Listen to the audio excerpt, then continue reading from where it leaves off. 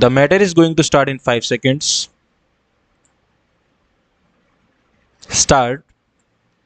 Honorable members, keeping in mind the global requirements and challenges of the 21st century, the government has announced the National Education Policy.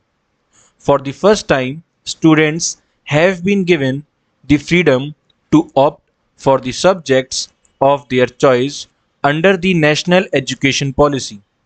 Students have also been provided the option of changing their subjects or streams in the middle of a course.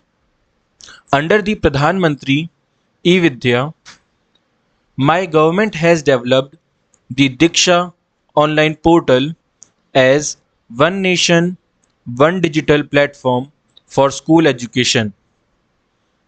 Ever sensitive towards safeguarding the interests of the students, my government has also successfully conducted the JEE and NEET examinations in order to prevent the loss of an academic year. My government believes that the journey of the most deprived sections towards social and economic development begins with access to quality education. More than 3 crore 20 lakh such students are benefiting from various scholarship schemes of the government. These include students belonging to the scheduled castes, backward classes, forest dwellers, and tribal community, and minority communities. It is endeavor of the government to ensure that maximum number of eligible and needy students are able to avail the benefit of these scholarships. Along with this, the central government's share in the funding of post matric scholarship scheme for scheduled castes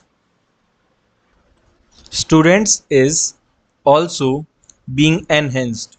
Similarly, the network of Eklavya model residential schools is being expanded to cover every tribal dominated block to facilitate the education of tribal students.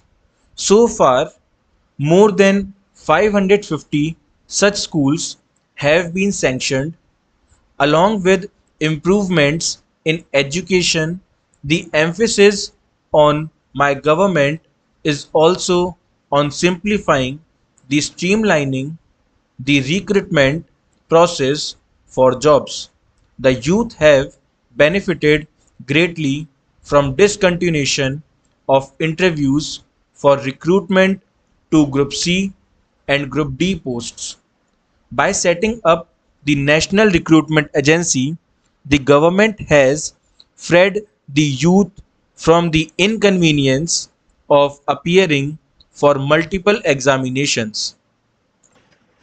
Following the mantra of Sabka Saath, Sabka Vikas, Sabka Vishwas, my government is prioritizing the development of all sectors and all sections of the society to alleviate the hardships faced by the Vyangjans.